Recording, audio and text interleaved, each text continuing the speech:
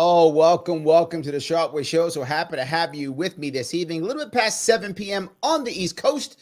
And yes, I am happy today. I know you're saying, Larry, yesterday your show was at 8. Now it's at 7. I know. Stop complaining. I'm on at least, right? Come on. All right. I'm back and back at 7 like I'm supposed to be. I'm actually on time kind of on time.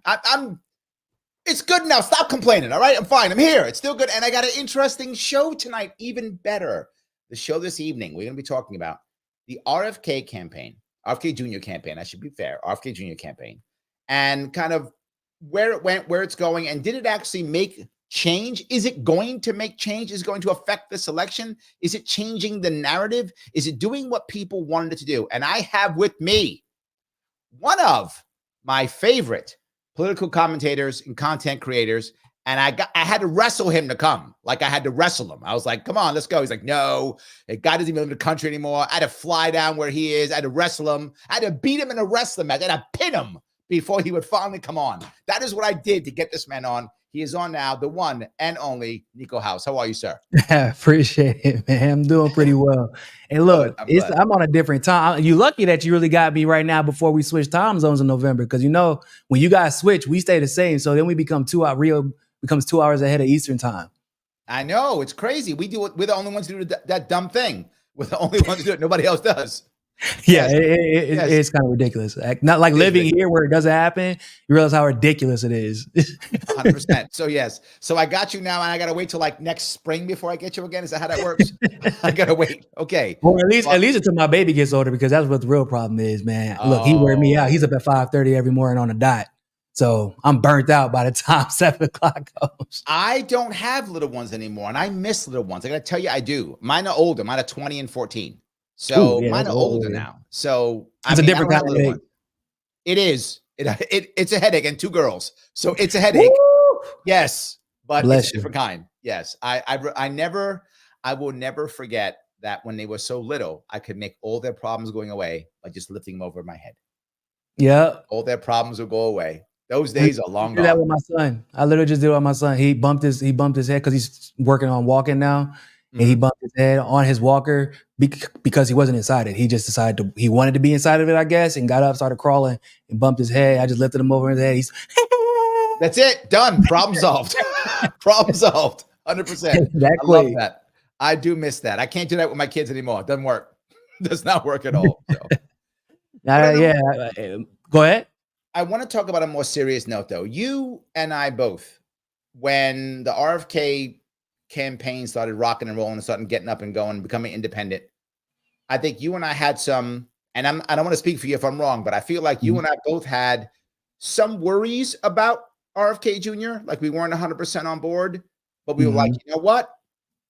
Okay. Yeah, that's a fair characterization. He's independent, and he's probably the best guy running right now, and probably could make some. All right, I'm in. Am I accurate with that? Yeah. So I was like that while he was a Democrat, only because I knew that he had plans and legitimate plans to become independent if the Democrats had shown any intention on screwing him over. And the ways that we've seen in the past with Bernie, Tulsi, and others. So in the moment that happened, he actually started to go through with that plan. But for me, the reservations came when he decided that his daughter-in-law was going to be his campaign manager, which was weird. His CIA daughter-in-law, after we know RFK Jr. is fully aware of how the CIA has treated his family in the past. Then obviously just the going from the peace candidate to, well, I'm the peace candidate unless it's Iran, or I'm the peace candidate unless it's China, or I'm the peace like there was so many caveats. And then it's obviously I'm a peace candidate unless it's anything to do with Israel, right? So it was disappointing. I gotta tell you, when it comes to that, I wasn't that upset about his campaign manager at first because I understood it, right? Me running in the past, you look to someone who's going to be a campaign manager, most importantly, not competency. You should. I'm sorry. You should, but you don't. You look more for loyalty because you're scared. Because you Well, knew the it thing running, is, RFK Jr. and Dennis RFK Jr. and Dennis Kucinich were like best friends. Yes. So you want to talk about loyalty? This was a guy who, I mean, he not only was loyal, but he was a trusted advisor because Dennis Kucinich just has so much experience, right? This is an expert in many issues, but principally this issue. And for him to basically part ways with Dennis Kucinich, at least ideologically, and align himself with Rabbi Shmuley, which is a whole different, cup of tea. It was concerning for me because it showed me that he doesn't know who's loyal and who's not. What's like the judgment as a leader. Okay. I see it. I wasn't that upset. I was. It's not true. I'm trying to say it the right way, Niko. I'm trying to say it the right way. I wasn't that upset about the wars, but I kind of was. But I was trying to think that at least he was somebody who could, at a minimum, recognize that there was a military-industrial complex. Yes, and that was true. Saying. Yeah, right. He could recognize it. And he was willing. He recognize it. So he was open and willing to. Before the Israel situation started, he was open and willing to accept new information that was presented to him.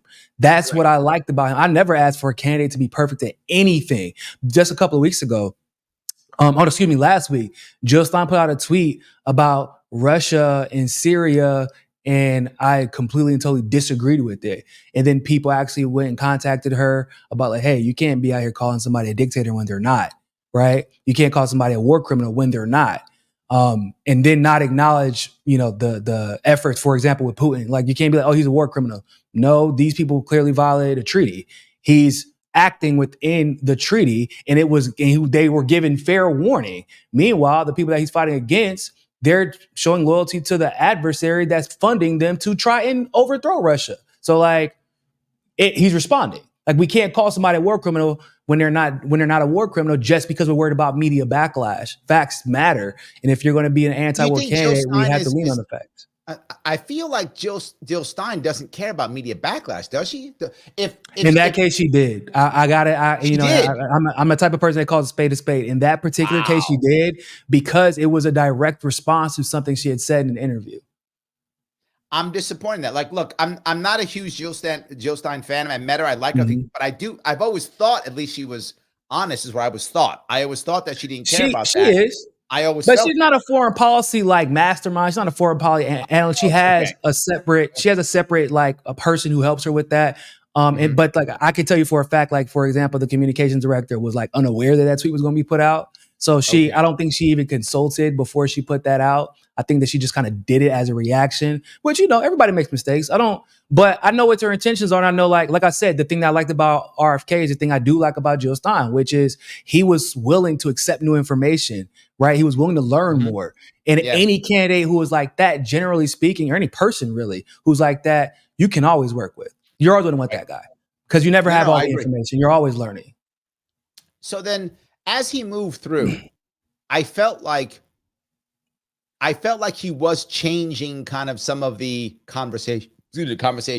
I know I spoke more about ballot access this last year than everyone's spoken in the past 50 years combined. I mean, he did open up that idea of ballot access, third parties, independent parties, declaring your independence. I felt he did a good job of that compared to anybody else who's been trying. Yeah. Interestingly enough, I would probably agree with that. And it was almost like inadvertently, I guess, to some degree, because usually people, when they're associating themselves, when they talk about a third party, right, they're usually talking about, or independent candidate rather, they're talking about the Libertarian Party. They're talking about a third party. And it's always within the context of disrupting either of the two major parties. No one actually is ever talking about the legwork and the money and the legality behind ballot access and how difficult it is, because the conversation always gets muddled by the greater conversation that the duopoly projects out there. And for the first time, because of RFK's actual independent campaign, people are realizing, oh shit, this doesn't seem like this is fair for anybody. Like, I mean, you cannot support RFK and still recognize that the system that we have currently is inherently undemocratic.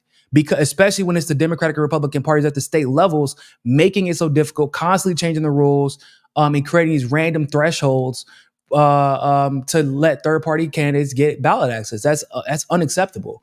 And it's in the amount of money you have to spend is disgusting. You know, in Brazil, if you run for office, the government gives you money so that you have a better chance of competing fairly to win your election. Maybe I'm going to Brazil and need some cash. I like running. Come on down. Now, there are people who do that. There's a couple that do that. But either way, I mean, the thing is, I feel, and don't get me wrong, obviously Brazil has its problems mostly with the judiciary, and the fact that they have politicians and candidates hitting each other with chairs, that's a whole different conversation too. But the fact that is inherently understood, even amongst a government that does have its corruption problems, shows you how far back the United States is. So then, did it, with the movement that he made on this, right? The independent movement, did him jumping on a Trump train, did that hurt it?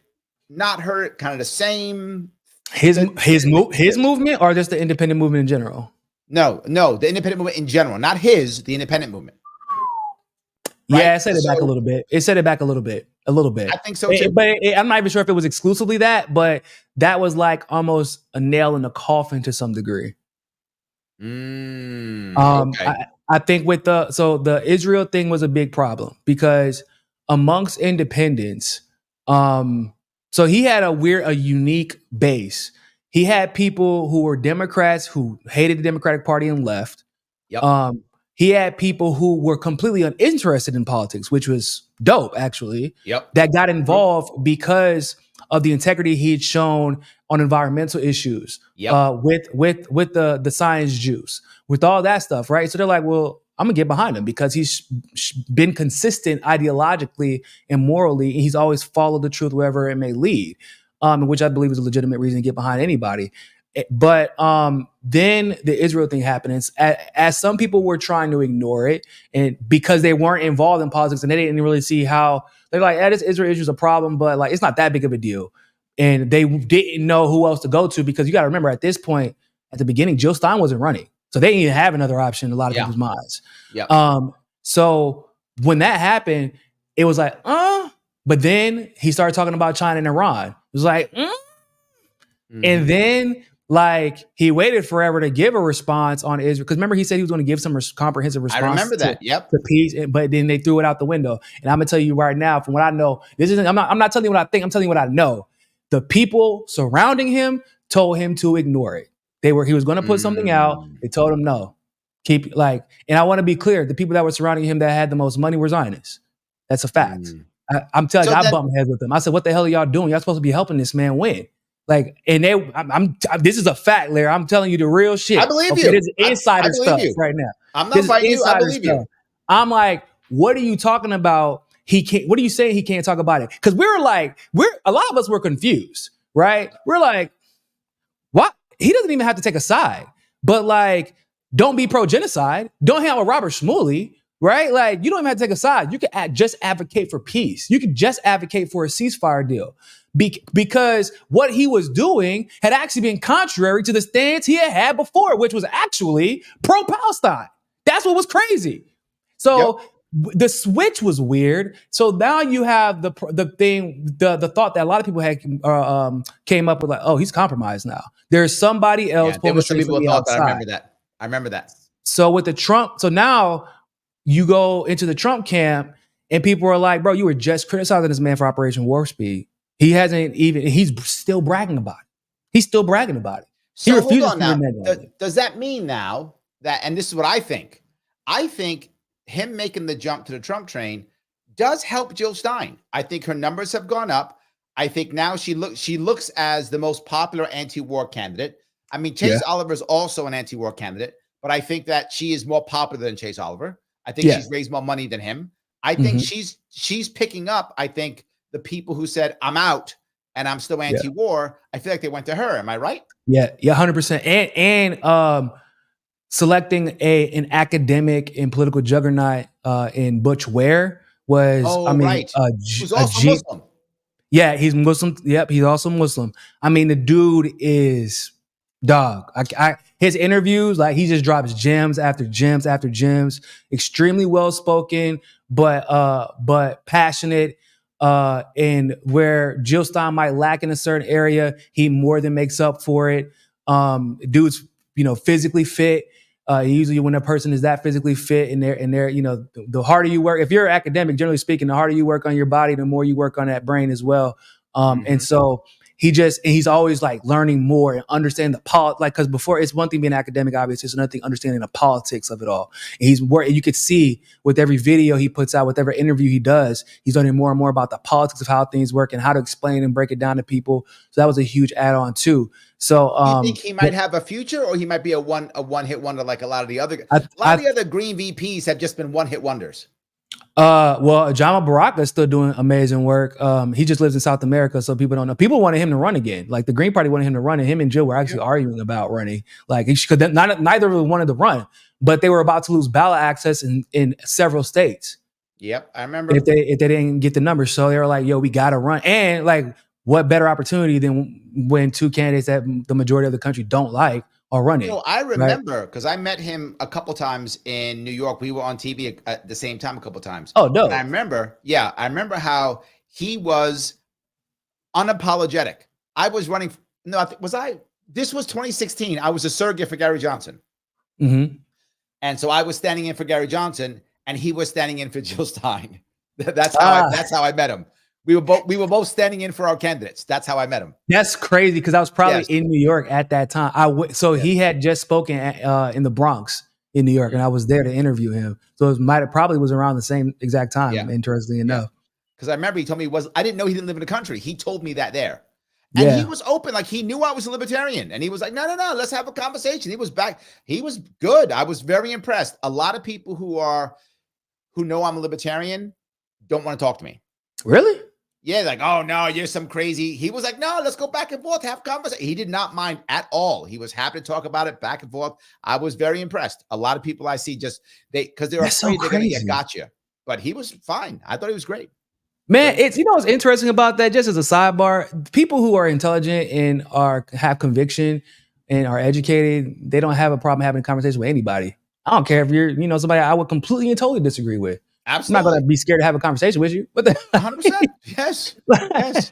We can have a conversation. Both of us can disagree by the end of it. And that doesn't but some people who are scared to be embarrassed, those are the people who are scared to have conversations because that means they're just usually following somebody or somebody that, their ideology is just representative of somebody else's ideology and they don't know why they believe in what they believe in. Right. They're just regurgitating. So, yes. But Jamu definitely is not one of those people. He knows why he believes in what he believes in. And also he understands that we can learn something from everybody if we're listening for it.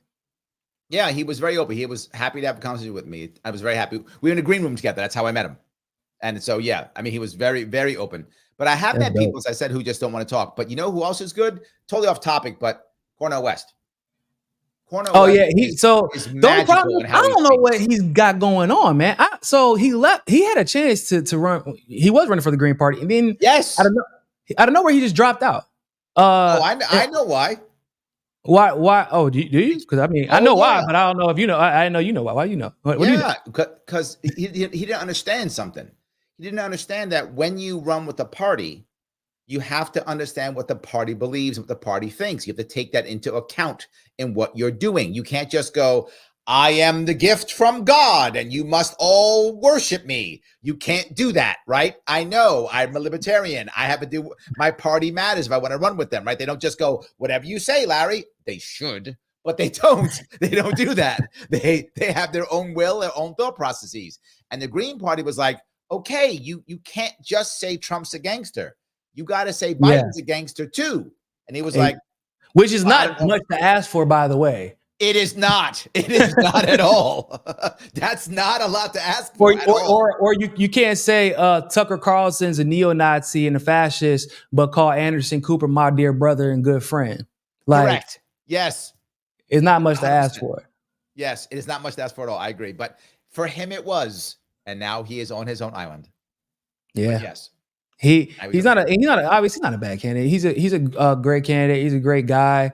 He's a great speaker. Oh my God, he rocked. I don't know if you know this. He was at the Libertarian Party of California state convention. I hosted him as when I was the moderator for a debate he was in. He got a standing O.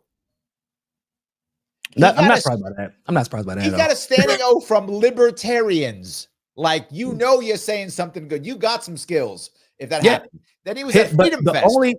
The only issue Dr. West has is he has an issue with criticism. And I believe that it's partially from him being an academic for so long, especially when at Harvard, especially because being considered a Black thought leader, it's very rare that Dr. West is criticized because he's never been in a position to be criticized. Like, especially from the Black community. If liberals criticize him, that's a whole different conversation. But when leftists are criticizing him from the left, right, now he gets offended, like, oh, you're saying I'm not good enough. And he started to lash out at people, including Jill Stein. Yes, right. He did. And Dr. West and Dr. Stein never said anything necessarily negative about him. That's what was crazy. I couldn't have them on the stage the same day. Wow. I brought them both. Like that. Yeah, I brought them both to California. I had to have Jill Stein on one day and him on the other. What? Yes, true. That's crazy. I did not. Yeah, it must have been a little bit more bad blood than what I thought. But it was true. Like it was, bro, so much drama. I can't get into that on camera. There was a lot of drama with that whole situation, and it was unnecessary. I want to go to my audience for a while. We're giving them good inside information. Some of them, they like the inside baseball, so I'm glad they're getting some of the inside stuff. It's all good. Guys, if you like this, click the button known as like. Hit it with whatever you want. Hit it with your finger, hit it with your toe, hit it with your elbow. Anything else, I'm not watching. Just hit that button. I don't care. Hit that button that is like. Do that. If you're watching on Facebook or Twitter, please retweet this, repost this, re-X this, share it, whatever, so people can see it. If you happen to be on YouTube, subscribe. If you're on Facebook, follow, whatever you are. Do the things that matter so this can keep going. And of course, if you want to super chat me, you always can. Larry Sharpe, YouTube, you can super chat me and become a member. That would make me feel good. And if you want to make me feel good, do that. Click the join button. It's $5 per month. I do more of this and less other work. And I got to pay bills too, just like you. We all got to pay bills. Ain't the only one I got to pay bills. I got to pay them too. So this helps to happen. I appreciate it. Absolutely. And the bills are 36% higher for everybody. Everybody's letting y'all know. 36%. That is correct. They are higher. Yes. Let me grab a couple of questions. Guillermo says, good evening, Larry. I'm curious if RFK Jr. can still possibly pull them into a contingency. What if it goes contingency and they elect Trump as president and Harris second-term VP uniparty? Well, let me explain how that works for you guys who don't know. Is it possible? Yes, but highly, highly, highly, highly unlikely. What would have to happen is there'd have to be a push in any given state where RFK Jr. wins a state. I don't know. You'd have to come up with some kind of plan. Right now, he's not even trying to win. There is no realistic chance of RFK Jr. winning a state right now. But in theory, could it happen? Theoretically, yes. He is on the ballot in 32 states. So mathematically, theoretically, yes. Realistically, no. There's no risky chance for him to actually win a state. Now, if he did win a state somehow, and it went to a contingent election, meaning nobody got 270, if that happens. And by the way, it's possible for both to get 269 each right now. That could still happen without RFK Jr. But if it does happen, it goes to a contingent election. It will be selected. Also, there's a caveat to that. Jill Stein there's not. I don't see it. Well, no. That's actually not true. Michigan is looking kind of weird right now because of the Muslim situation. And Jill Stein's doing great, bro. She's like breaking records of registrations up there. Yeah, remember this was the state that, like, where they had an entire district vote like uncommitted because they were like 100,000 people did. Yep, and that's enough to decide Michigan against Democrats. And for those of you who don't know, she win. Yeah. Oh, no. But that was just like, so a lot of them have switched over to the Green Party. But I'm just giving an example. Like, that was before she started running. So we're you know what I'm saying? Like, and then the Abandon Harris movement just endorsed her. A lot of them live in Michigan. Michigan's a dominantly Arab, like it's not only Arabs, but it's a hugely populated Arab state with a lot of people who sympathize with the Palestinian movement. The Green Party has traditionally been successful in Michigan at the local level. And they have a lot of organizers there. So I'm like, I don't think that she'll win. However, if there was a possibility she wouldn't stay, it would be that, and that would that could potentially stop either candidate from getting 270. That's true. So okay, thank you for that. So let me add in a point. I think with what you just said, Jill Stein probably has a higher chance of winning a state than RFK Jr. I think she has a higher chance. So it could happen. If that happens, it's decided in January, and each state gets one vote. And the odds are insanely high. Trump will have 26 states. So if there is a contingent election, Trump will be elected president. I mean, unless something crazy happens, he'll be elected president. But you're right. There's a chance that there could be a vice president that won't be Trump's. It's possible, but doubtful, right? They'll take it from the top two. It'll probably still wind up being Vance anyway. So I don't think it'll change much. Yeah, I don't see a world where they replace Vance. Vance is put there because Peter Thiel wanted him there. Peter Thiel and Trump did not get along in the past. Donald Trump Jr. met with Peter Thiel in Miami, maybe like a year or some change ago, right before Trump kind of re-announced, so they can mend their bridges. And in order for Peter Thiel to get back into the government with the contracts, the same way that Elon Musk is, he needs to be friends with Trump. Because for whatever reason, Peter Thiel's not really good with the Democrats at the moment. He's not good with Biden. He's not good with Harris because he's part of I always say, like, there's these billionaires are actually at war with each other right now, and people don't really know it. There's the old guard, whose money relies on real estate, resources, and things like that. So the wars like in Ukraine, like that BlackRock and Vanguard profit off of, that's what they rely on. However, those wars are bad for the new guard, which is the tech industry. Right. Because they need Russia. They need China. They don't want them blocked off. They don't want them cut off from their technology. Ukraine used to be a massive tech hub before this. It was actually, yeah. So you got to think about it. The old guard is actually Trump's financial and business competition. So like it would make sense for him to bring in the tech industry to help take down the BlackRocks and the Vanguards of the world. There we go. So I hope that was a good question. Thank you, Grandma, for that. Appreciate that. By the way, you have a fan. Becky Lee says, "Yay, Niko." So you have a fan. What's up, Becky? Yes. Peekaboo says, "Yeah, babies don't care about time zones." That's true. They don't. They don't care at all. They're on their own schedule for real, especially my baby. Good guy. Kim says, in my opinion, RFK, in my opinion, has enlightened lots of people. He tells the truth. He's taught me a ton. I still have hope for RFK. He will bring a contingent election. I think people are still hoping that, and I've thought of it. I've had plans to make it happen, actually, remember I told you guys, for those who were listening before, the deals I've been trying to make.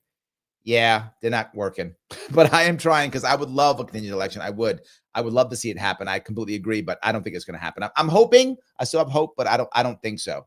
And I don't think that he'll do it. He won't backstab Trump's people like that. He won't backstab Trump like that because, not for nothing, but Trump's people are loyal and they remember how they basically remember who treated Trump whatever kind of way.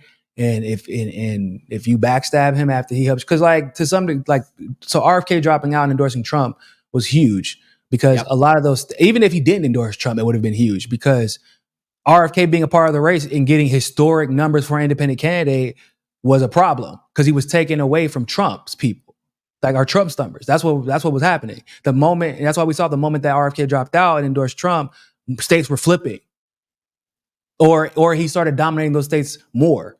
So, but on the other side of that fence, Trump's stardom has helped RFK to some degree, and to some lengths legitimize his movement. Now, to me, I believe it was more legitimate before Trump, but not everybody's me, and I'm not naive to that. There are a lot of people who may not have taken him seriously before, and now they're beginning to see some of the things that RFK advocates for, like healthy food. That's a big deal. I mean, to me, it's still a big deal. And I appreciate RFK for carrying that conversation forward, even if I disagree with his foreign policy at the moment and the way that he may have handled his campaign. Those are separate conversations after this election's over. If he's still trying to fulfill that role of bringing attention, I will still support him and promote that because that's life or death. Like that's a whole different world. Yeah. 100%. So let's walk to that road then. because Mike has a question, which I think was going to go into my question. He says, so RFK moved to the right to get more votes and appeal to more Americans. Sounds like standard election tactics. Why is that bad, Niko? And let me add to this. Did he move to the right to get to appeal? I don't feel like he moved to the right until after he went independent. Like I felt like he was the same guy. He was advocating for. I mean, dude was damn near advocating for reparations at one point. I remember that. Like he was like right there. Like he didn't say exactly how he would get it done, but he was like, I understand the argument for reparations because, and he was very, out of every candidate before Jill Stein started running, he was talking to the Black community and more in tune with what the Black community needed than any other candidate who was running. 100% true. Yep, he was. I agree completely. He was, but he did kind of shift, and I think now he's on a Trump train for sure. And my question is, does him going on a Trump train, while it may not help the independent movement, do you think, I think Mike Voss, that's his name. I think to his point, do you think it helps his movement, like the medical freedom movement, the healthy food movement, the healthy medicine movement, right? Does it help that movement, even though it may hurt independence? Does it legitimize, or does it help? That's such a hard question. Because I don't know if the Trump administration will allow him to do what he needs to do, even if he is put in office somewhere, because we just know how federal government works. Now, separate from that, however, if it could bring more attention to, because a lot of the Trump movement was already kind of on that train. Even if we're talking about separate from RFK Jr. or separate from RFK Jr.'s advocacy for health freedom, like they were already on like I'm not really down with the pharmaceutical industry. I'm not really down with the medical industry, but the other stuff, with the food, with the environment, right? Things like that they may have not been tuning into. I feel like potentially, if depending on how this election goes, if he gets more opportunities to talk about that, they might begin to take it seriously. Like, you know what I'm saying? Because like they're like, well, I mean, he's one of Trump's guys. Why would he lie? Because I remember back in the day whenever Tulsi was actually a peace candidate, and Trump had complimented Tulsi, and some of the things that Trump had been doing that were contrary to being an anti-war candidate that he had boasted to be, Tulsi was speaking about and was getting it right, whether it had been Syria, Iran, Saudi Arabia, etc. And they were like, Trump needs her to get so he can get this shit together. So he knows so he's getting some good advice. So like I feel like it could be like that same situation with RFK Jr. Maybe Trump isn't that concerned with the environment when it comes to things like fracking, for example. But if RFK Jr. can educate him and explain like, nah, this is destroying communities, by the way, who voted for you. Because that's what it would be in North Carolina, for example, some places in Michigan. It just really everywhere that there's fracking, a lot of those communities where the fracking is happening voted for him. And it's destroying their communities. So mining the lithium in North Carolina, that's a big conversation right now in Western North Carolina. Part of the reason that you would probably see the response to Western North Carolina being so horrible right now is because there is no incentive right now for the Democrats to go out of their way to do anything for them. Almost every single district in that part of North Carolina voted for Trump in 2020 and 2016. I see. They're not going to win them over. Wow. Georgia's more likely to get help than North Carolina is. Wow, that's horrible. But they won Georgia last year, and it was by a slim margin, and they can't afford to lose them. And and Georgia's not really rocking with Kamala to the degree that they would expect, and it kind of pissed off people in Georgia because remember they said, "Get our Democrat elected, we'll give y'all $700." Yep, I remember that. Yes, we still wait. I remember. My check never arrived, bro. Tepper where says RFK and Dennis are still doing an event together for Dennis's campaign. So they are still connected.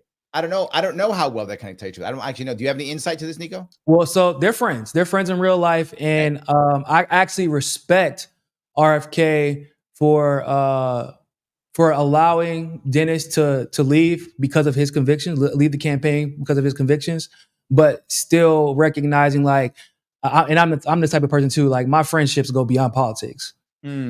Like I'm not about to not be friends with somebody strictly because of their politics. Absolutely. If that politics happens to change the type of person they are, that's a whole different conversation. Sure. But generally speaking, like I have conservative friends that I disagree with all the time, but I also, those conservative friends, like, because we're friends, they'll listen to my opinion about something and be willing to have their minds change if necessary on certain issues. I can't tell you how many times that's happened with the Israel-Palestine issue, because I'm not talking to them as, like, I'm not trying to win them over. I'm not trying to win the argument. I'm just talking to my friend about whatever's going on, and we both have an interest in politics, and that's what the conversation is about. And they're like, oh, damn, I didn't know about that. Damn, I didn't think about that either. And so being friends should always take precedence over politics. If that is your friend. And RFK and Dennis are actually friends in real life. And so I applaud him for being willing to use the movement that in the audience that he's been able to gain with whatever moves he's made politically with Trump to help Dennis win his election, because Dennis is a very important voice for any independent anti-war health freedom movement. There we go. You have another fan in Patty. Patty says, I have followed Niko on my old Facebook pages and his YouTube for a long time. I love him. Glad you have him on. You got some fans. That's throwback, man. That's throwback. I ain't live stream on Facebook in a hot minute. Facebook started silencing me crazy, so I don't really stream there anymore. But yeah. So you got some fans. So that's good. We have some crossover fans here. Seeing that good? That's there we dope. go. She then goes on to say, two great men talking is my favorite thing to watch. Aw, that's very sweet. I do like that one. That's a sweet one. All right. Man, that's crazy, because I'll be like, y'all not tired of watching two guys talk about No. Yeah, look, I appreciate it. I guess I wouldn't have a job if y'all were tired of it. That's very true. Yes. Kim is on your side. Kim says, I think government should provide campaign funds and they all get the same amount. All private contributions should be put in the kitty and divided up equally, as its money dictates the winner. Well, I'm going to give some pushback on this one, Kim. And money doesn't always dictate the winner. It often does. Don't get me wrong. It often does. Mm-hmm. But there are times when it doesn't. And my worry is when government starts giving out money, to the joke that Niko and I were talking about, there's something real to it. You encourage a grifting class, right? You in encourage the US especially. Class. Yeah, so I'm not sure it's as easy as you think. I don't know, Niko, am I wrong on this? So there's a lot of truth to that. There would have to be a lot of stipulations if you had the government. I mean, this, and I'm not the kind of person that's all about like regulations stuff, but like with that, because to compete with so I would be more of a fan of putting a limit on how much money can be spent by a campaign. There's a threshold. Now, if there's a threshold and that any one candidate can spend, or excuse me, any one candidate can reach. And I believe that perhaps if you get enough signatures, then you can get because that if you're getting signatures, that means you're out there doing the work. And you get what I'm saying? Like, you're not just out here bullshitting trying to get money. So if you get a certain amount of signatures, I believe that you should be able to get some funding in there, but there also should be a threshold of the amount of money that can be spent. But ultimately, I would prefer the threshold, because the truth is we see candidates try and go blow like dollar for dollar. And then they just fucking, bro, I can't tell you how heartbreaking it is. Like I visited the US, what was it? Maybe it was May. And I'm looking at homeless people on the street, man. I'm looking at so many people struggling. I'm watching, I just saw so much. It's like, what the hell happened in this country? Like, I've only been gone for 2 years. And I mean, every time I visit, it's worse and worse. And I'm thinking to myself, and I'm watching candidates blow through $15 million, $20 million, $30 million. I mean, hell, Hillary Clinton blew through $1 billion in 2016 and fucking got her ass handed to her. It's going to happen again this year. One of these, I mean, Trump isn't fundraising to the same degree as Kamala. He doesn't really need to. He's fundraising, but not like Kamala and her people, and not Harris just Kamala, but the PACs, and then the Democrats, right? Yep. So like, I'm thinking like, wow, could y'all imagine if we put all this money into a mutual aid fund and actually help people, right? Nice.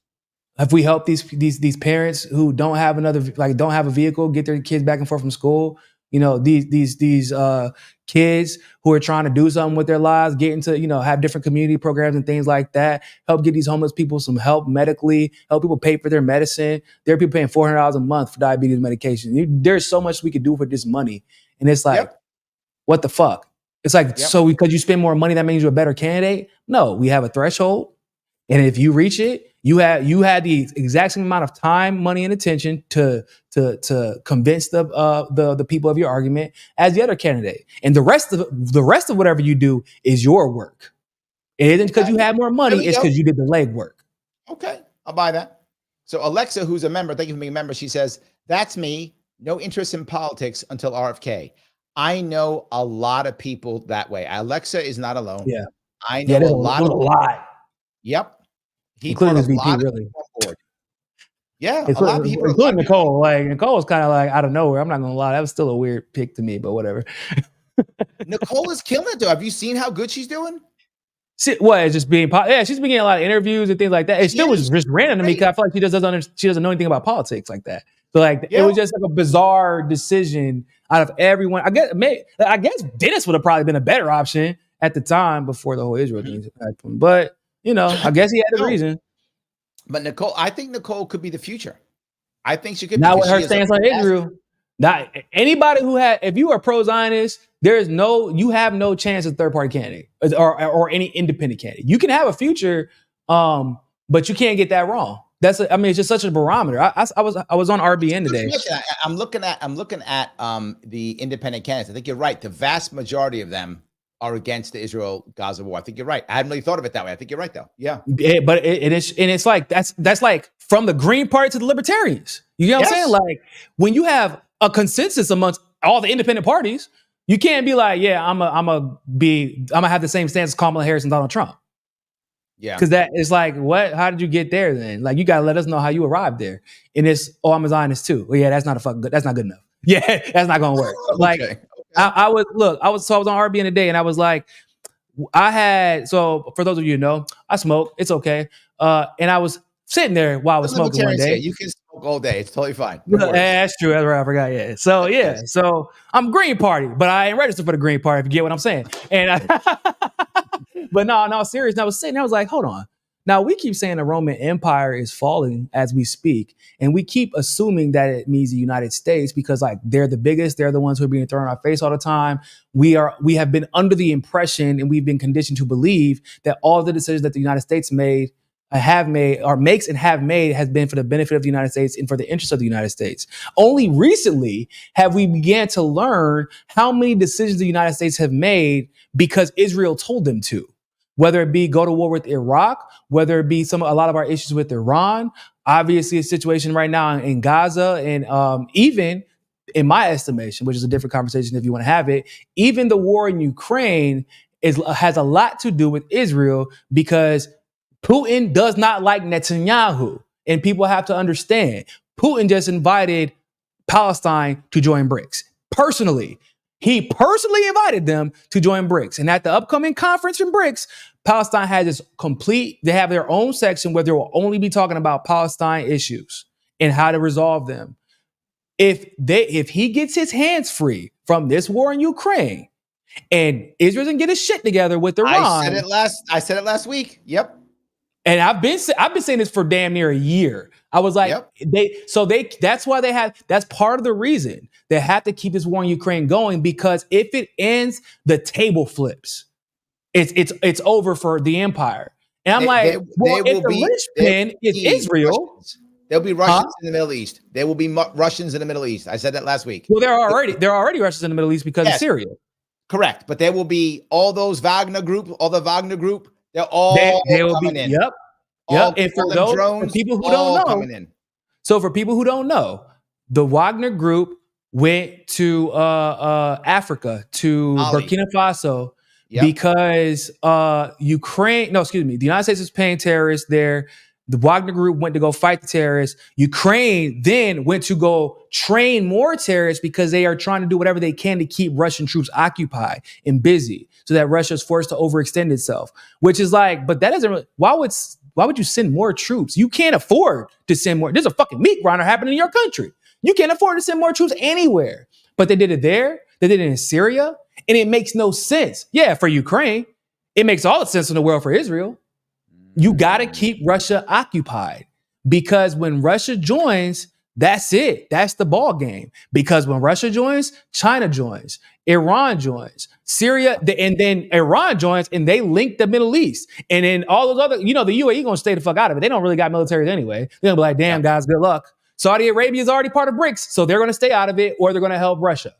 So what do you think is going to happen when Palestine becomes an official member of BRICS, and if the war in Ukraine ends. So like Israel is this linchpin that and we keep thinking like, well, Rome is the US. Well, maybe not, because Epstein wasn't working for the US government. He was working for who? He was working for Israel. Right? Like, that's what we know. Ghislaine Maxwell and her father were working for the Mossad. Right now, right, bro, now the most influential Zionist in the world is the second gentleman. Right. He's about to be he could potentially be the prime, and all, you know what he's most known for during his time as second gentleman? You know, Michelle Obama was known for healthy food for kids. He was known for getting pro-Israel policies and money and gathering money for Israel, Israeli issues. Like, that's what he was doing the entire time he was second gentleman. And I mean, to be frank, my friend Nick calls him her Zionist handler. Like, he married in the same way that Kushner is Trump's. And like, that was because there's actually a correlation from when her career went from like, I'm gonna just be a DA at the most to like, boom, take off immediately. And it has to do with the fact that Doug Amoff is one of the most influential Zionists in the world. I would love to, but I want to kind of get back to RFK. Maybe in 6 months when I have you on, we'll do it again.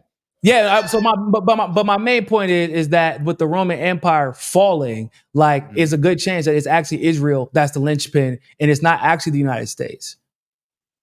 Okay, maybe. Mr. Matt says RFK Jr. is the only president candidate I've ever truly been excited about.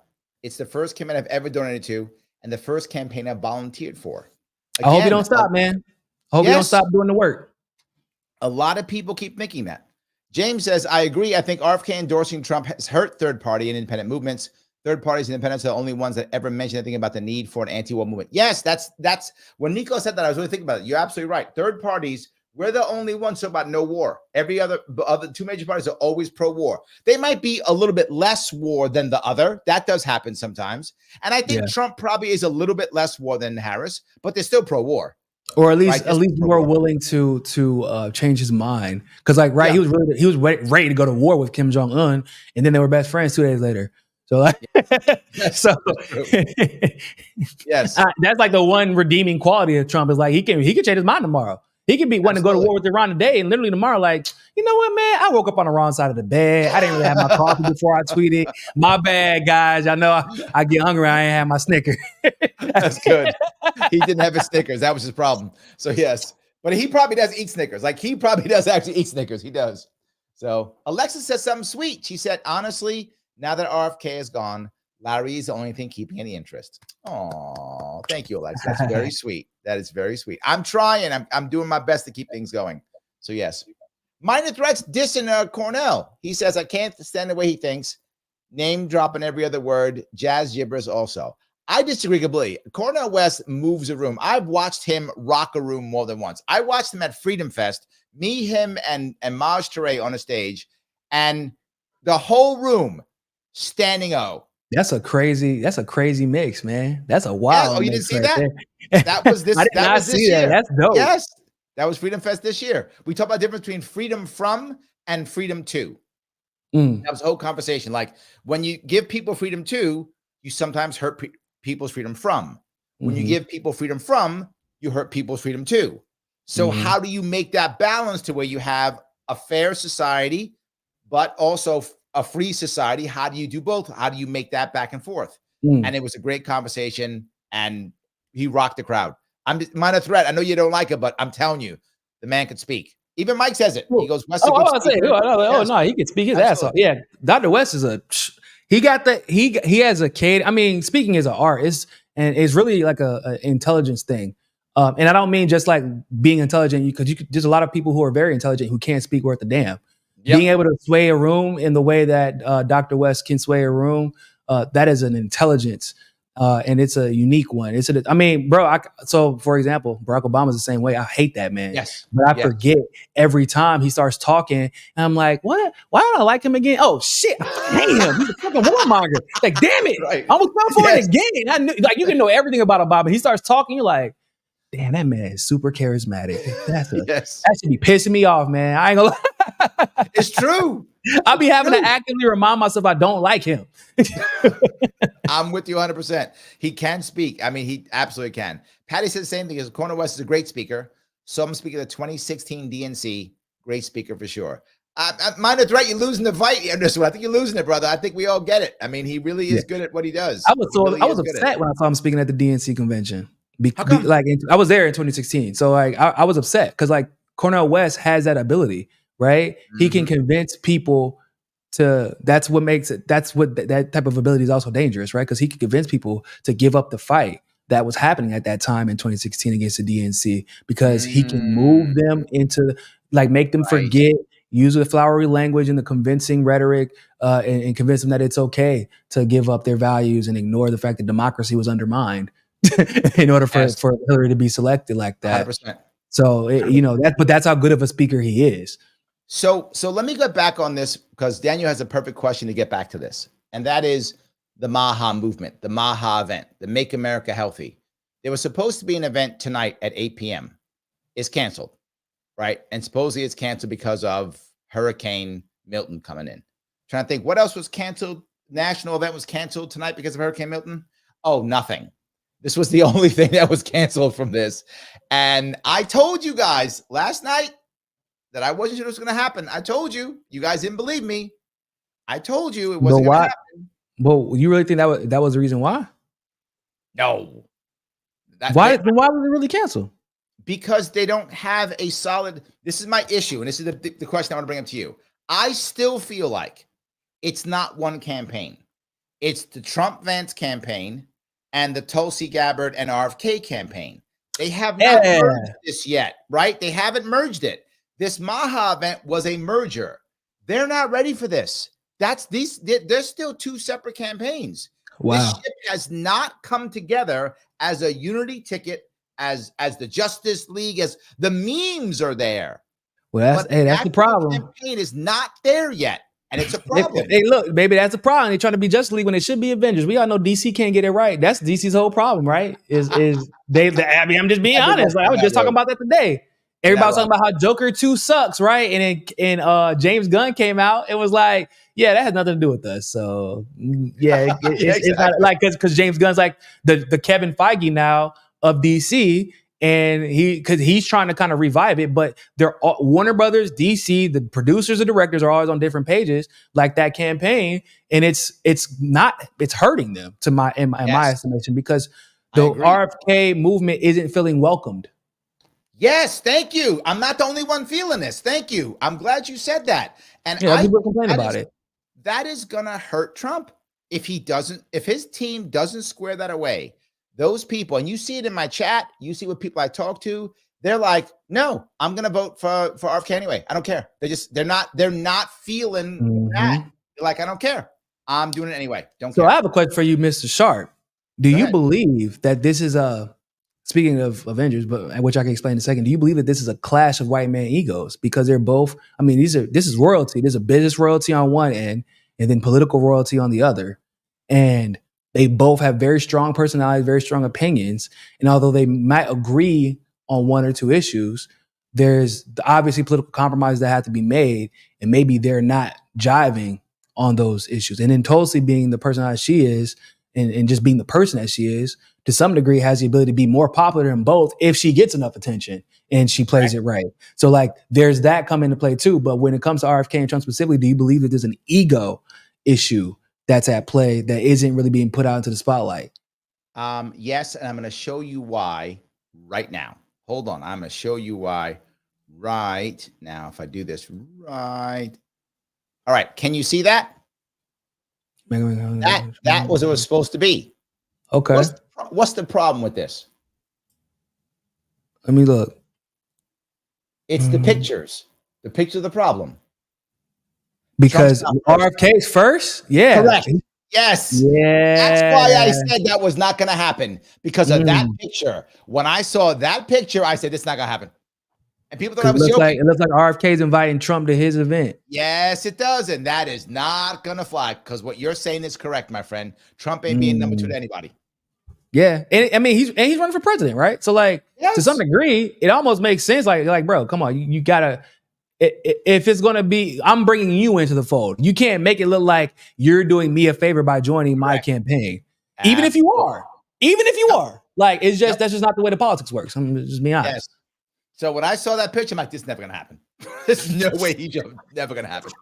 Astute analysis. Yes, and people laughed at me. That, oh no, it's gonna be great. I'm like, it's not gonna happen. And I said it openly. Like, I predict stuff if I think I just say it, right? I just said it. It's not gonna happen. And then the people thought I was joking. I'm like, nope. And now all of a sudden it's because the hurricane. Yeah. What else is canceled because of the hurricane? Let me think. Nothing. Yeah. Yeah. What was it going to be at? It was going to be virtual. That's what I'm saying. It's virtual. What? Yes. So what's the hurricane? It's virtual. That's crazy. Yeah. Yes. That's wild. That's 100%. Yeah, that's an ego thing. It's only ego thing. And to be fair, and to keep it real, Tulsi has not really been as adamant about being pro-Trump lately as she was a couple weeks ago. Even she's been very adamant about being anti-Kamala. She does not like Kamala. She hates Kamala. Yeah, that's a deeply seated, deeply rooted hatred from a while ago. But that's not the same thing as being pro-Trump, right? Yes. So there might be something going on there where, like, there was an attempt to build a coalition, but the truth is both RFK and Tulsi likely wouldn't call it out. And don't want to change. Don't want to really change the course because they like having Trump's people like them. I mean, yes. It's just they're getting a lot of attention. And look, if Trump wins this election, I think they're going to get something. I don't know what, but they'll get something. And sadly, under Trump, under Harris, under Tulsi, and RFK will get a bunch of things too. So they'll get stuff. But they already. Well, in the case of Tulsi and RFK, they already got it, right? Yeah. There's tangible gains when you decide to sign your name under that Trump train. Like that, like when you climb aboard that train, bro, even if you want a caboose, you're gonna get something. It's true. Even if it's the benefit of the doubt, right? There's a lot of people will give you the benefit of the doubt if you're on the Trump train, right? Candace was able to flip, openly endorse Ramaswamy, and come back. Because you were with Trump first, so we understand why you were. We understand. It's okay, right? Like I saw the same thing happen with the Bernie movement, so it's not anything new. Sure. It's a real, tangible, profitable movement, and they've already gained from it. Now, if they get something in the administration, obviously that's cool too. But as long as they don't come out actively and openly against Trump at the moment, they will continue to benefit in ways that may not come with an office title, but will still come with gains to whatever they're doing personally in their lives. Yeah. And also donors, right? Yeah, basically. Yeah. I don't know. Fox News appearances and all that good stuff. Fox News pays well. They do pay well.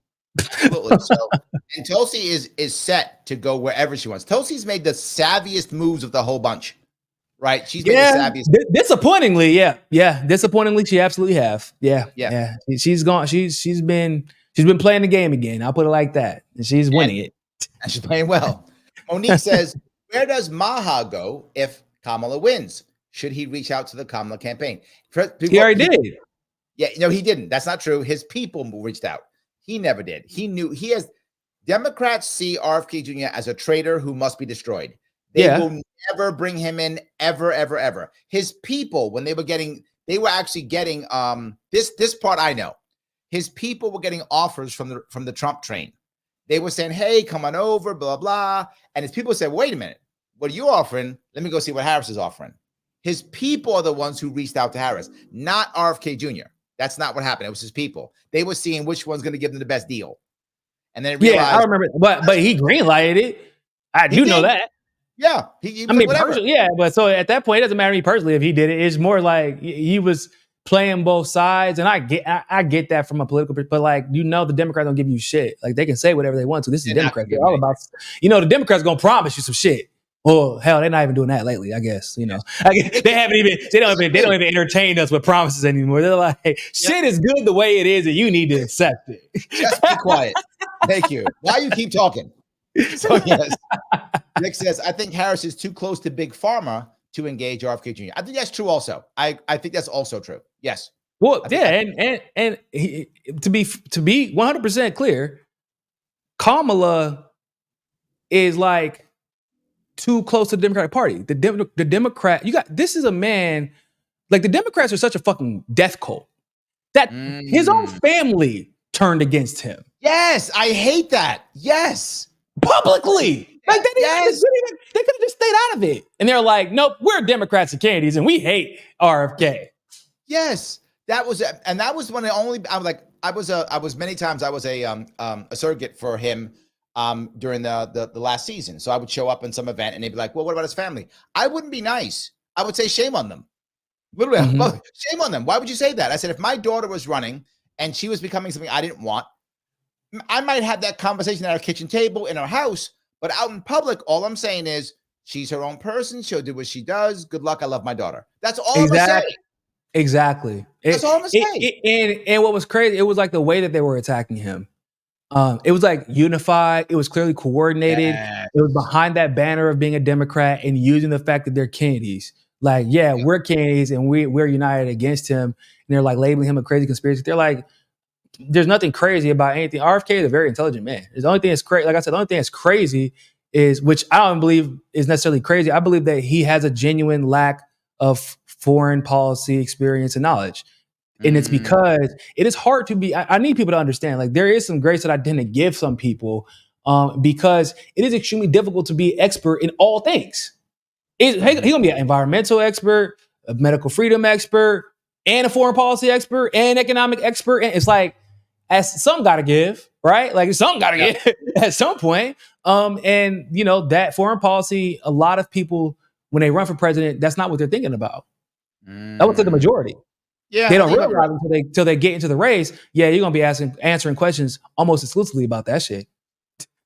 Like you want to spend, you know, they're going to talk about the economy, but you can be as general with the economy as you want, because at the end of the day, everyone knows it's going to be Congress for the most part that ends up, and the states separately that are going to be dealing with their own personal economies.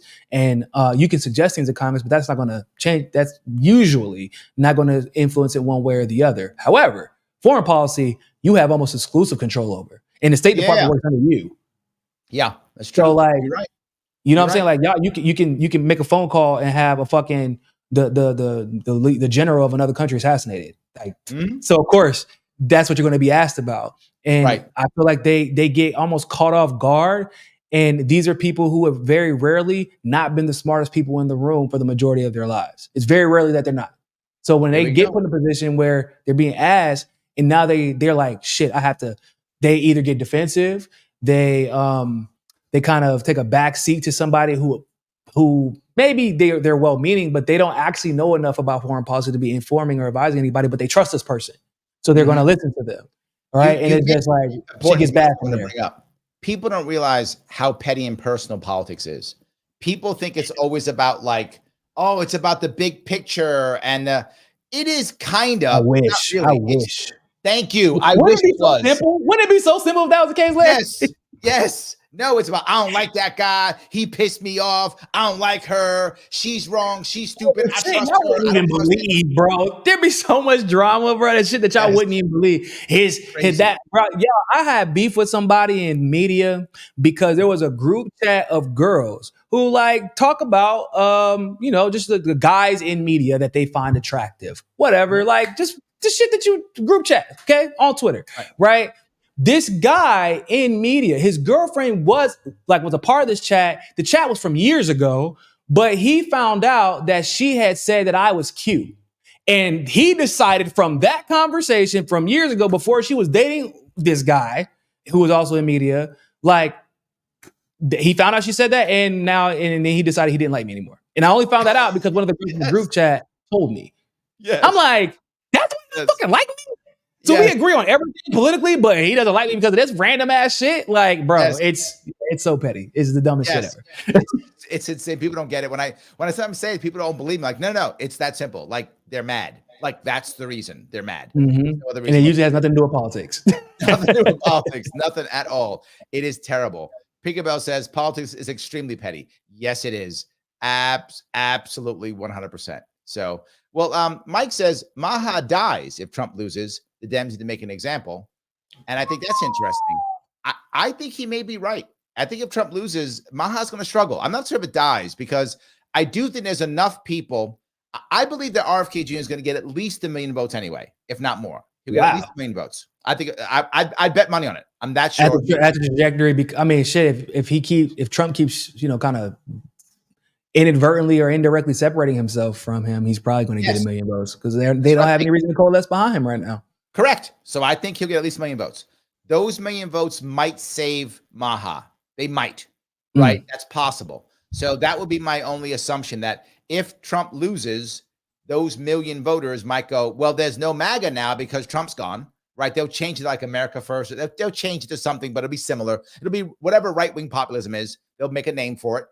It'll be that, but it won't be MAHA. And then MAHA will take this. I think those 1 million will do something with it. The question is, where do they go? 1 million people for any movement is a lot. 100%. Yes. Getting 1 million votes, like, I mean, the Green Party managed to stay alive off of what Jill Stein did in 2016. And after, what's his name? Damn near tried to tank all her efforts. What's his name? What was his? Howie Hawkins. The candidate from 2020. Howie Hawkins. He's my friend. Yeah, he was a shit candidate. He did not work as hard as I think he should have. That's what I will say. I'll be politically correct. But he wanted the nomination anyway. It was super bizarre. But anyway, but my point is, 1 million people for any movement is a lot. And I just feel like not only would he have those 1 million votes, there are a lot of people right now who are going to vote for Jill Stein or Cornel West. Definitely Jill Stein, I know that for a fact. That are from the medical freedom movement. So it's not just like 1 million votes from, and if he doesn't get that, it's over, because he can get 900,000, but there's going to be at least 500,000 to 1 million that vote for Jill Stein that still support medical freedom. Yep. It's just that they think that she's a more viable candidate, or they agree with her foreign policy more. But hopefully, when RFK steps away from politics and goes back into the medical freedom movement exclusively, he can win those people back over. And hopefully more people are paying attention to him, right? Because nobody, Americans love nothing more than a redemption story. That's true. 100%. Yes. The anti-corporatist AC says, right-wing populism, you mean grifting? Well, isn't it kind of all grifting though? But yes. But yes. Yeah, but hey, I gotta admit, ain't nothing more fucking, well, I don't know, bro. I watched a lot of leftists not leftists, I'm not gonna call them that, liberals rather, literally spend 6-7 months saying we gotta hate Biden because of what he's allowing in Gaza. And I called, I said, yeah, y'all saying that shit so y'all get Biden the fuck up out of there. Y'all want Kamala. And when Kamala gets in here, all of a sudden it's gonna be like, well, hold on, why do y'all care about Gaza so much? And that's literally what happened. And I'm talking about, it was like on cue. I knew it was coming. I'm like, y'all motherfuckers, y'all so lazy with the grip. At least right wingers can do some gymnastics to justify their grip. Nah, liberals they're just lazy with their grip. They're like, yep, Kamala's here. Yeah, because they were like, Kamala's gonna change everything. She's so much better for Palestine. I'm like, she literally said she's going to continue the policies. I mean, she's married to an AIPAC leader, like a leader in AIPAC. And y'all think she's going to be better than Trump? Well, Trump said he wants to, what's that quote they keep putting out there? What? He wants to finish it. I'm like, yeah, he said he wants the war to be over. Y'all literally taking this word and like extrapolating that he wants to finish all of Palestine. He's the only one, at least, who had the balls to say in front of Netanyahu, like, Palestinians deserve the right to reach their full potential, that he feels bad for what they're dealing with right now. Netanyahu's face is just like, the audacity of this man. I'm pretty sure that's why he put him through this damn humiliation ritual, made him wear a yarmulke. Like, no, you can't do that shit again, cuz. You can't do that shit. Yes. You know who runs this. You know who runs this world. Yeah. Like, he was like, he did not like that. I really believe that he did not like that, and that's why he put him through this humiliation ritual over Israel right now.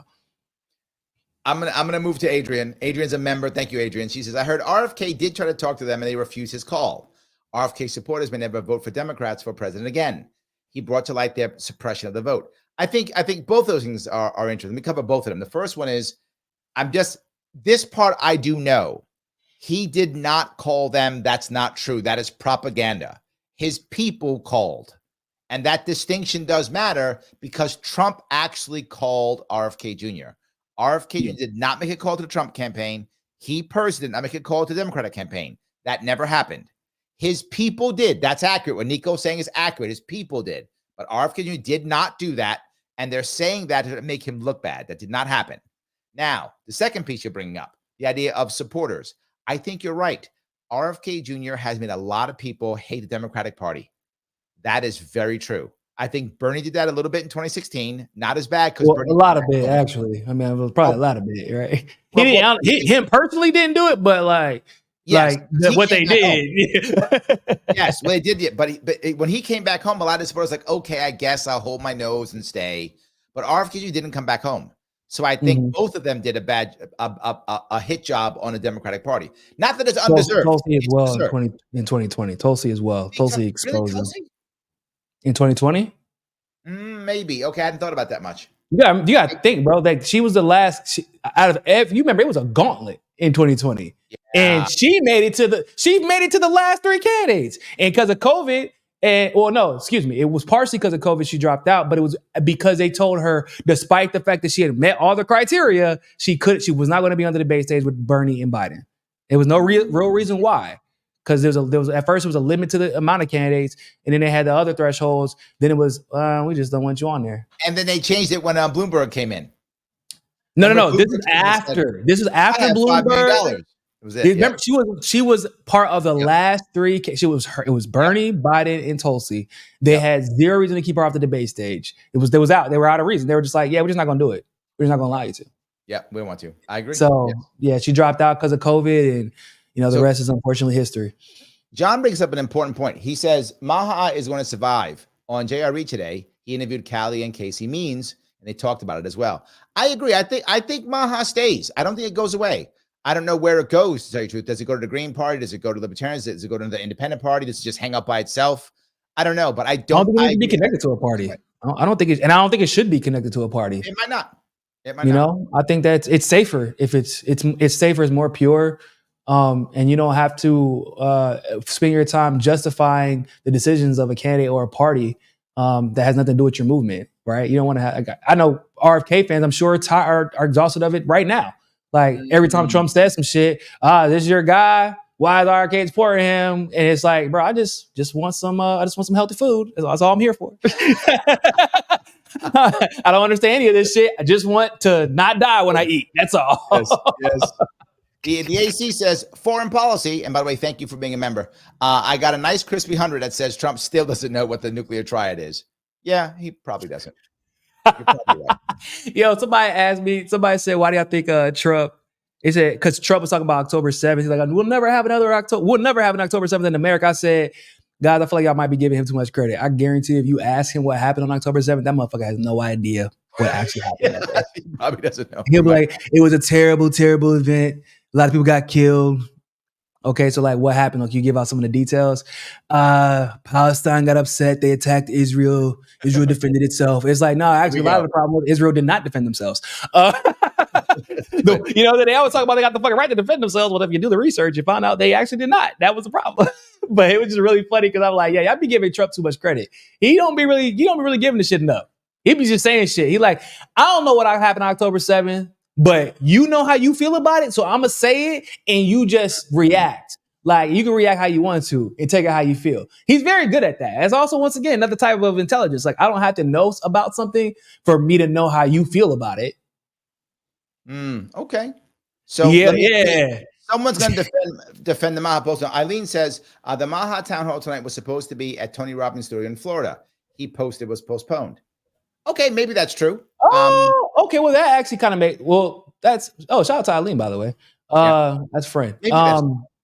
But yeah, if it was really supposed to be like hosted through Florida, because like if it was supposed to be that big and they were going to have that many people involved, I imagine they would have an actual studio with all the tech. And if that was legitimate words, then that could be the reason why. Let me be devil's advocate, Eileen. Let me be devil's advocate. You know the hurricane's coming. It's coming at least for 2 days. You know the hurricane's coming. You know you have a studio in Florida where the hurricane's coming. You care about this so much. It matters so much. Why would you postpone it? Why don't you just move it? Change the date. Just like, hey, is everybody? I agree. Yeah, I was going to say that. Yeah. To the election day, you don't have time. If this matters to you, if it's me, if it's my campaign, if I'm running for governor, and I get the president or former president of the United States to come to my campaign, if I get Tulsi Gabbard to show up to my campaign, and there's a hurricane coming into New York or whatever, I'm rescheduling immediately, or I'm moving it, or we're all going to Jersey, or we're going to Connecticut. Something's happening. I'm not letting this go 30 days before the campaign, before the election day. Yeah, very true. Before, I don't care, 6 months, 30 days. Oh, no. This is happening at a certain time. I'm guaranteeing it. I'm not letting these guys go. And if they're only this day, then we're doing it. Then we're doing it in an underground bunker. I don't care. We're doing it somewhere. So politically, it comes off as we don't need y'all from Trump. That's exactly my point. It's 3 weeks out from the election, guys. I don't know, like yes. That shit should have been rescheduled already. Before they sent the email out, there should be no will advise you. Nah, that decision should have been made before that email was sent out. Yep, exactly. That's my point. Now, maybe I'm wrong. Look, I'm skeptical of the Trump team, and I have been for weeks. People have seen it. I'm skeptical. I am skeptical of them. I hope I'm proven wrong, and I mean that. I really hope that Trump actually cares about the MAHA movement, and if he wins, he actually does something good for it. I hope he does, but I'm skeptical, and I still have been. And I haven't changed my mind.